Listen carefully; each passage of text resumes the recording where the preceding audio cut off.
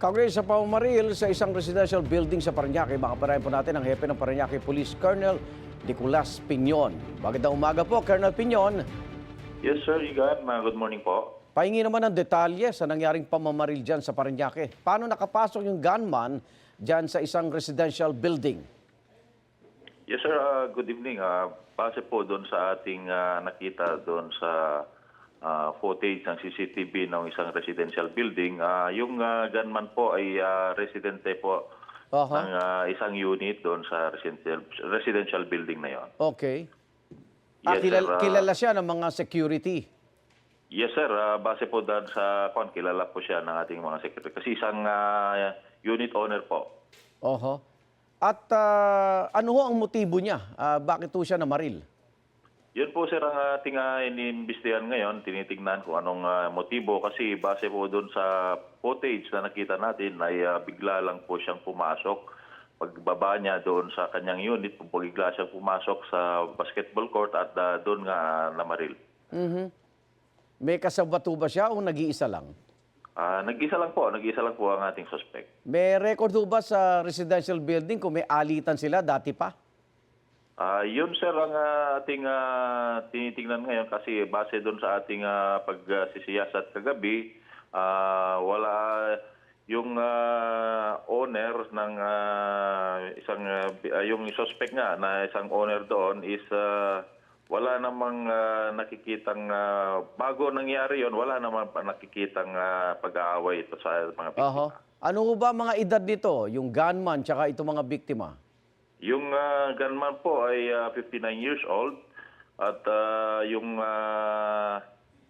mga biktima ay nasa tamang edad din po na naglalaro doon sa basketball court.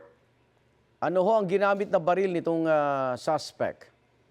Sir, base po sa ating pagsisiyasat sa mga ebidensya na kuha natin sa crime scene, bale 9mm pistol po.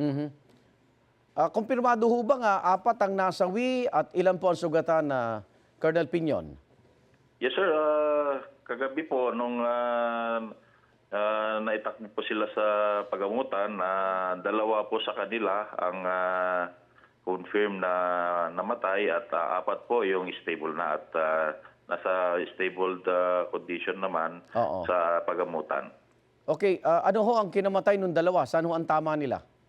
Sir, so far ngayon, hindi pa natin nakita yung yes, sir, yung medical certificate. Nakausap niyo na ho ba yung management ng residential building at kamusta ho seguridad ngayon doon sa lugar? So far, sir, secure naman po kasama ang ating pulisan at ang ating mga security guard na nandoon. Sinesecure natin yung residential building na yon kasi possible kung halimbawa babalik pa, nandun naman ang ating kapulisan. Opo. Tuloy ho ang hot pursuit dito doon sa suspect po at baka may panawagan kayo sa publiko at makatulong.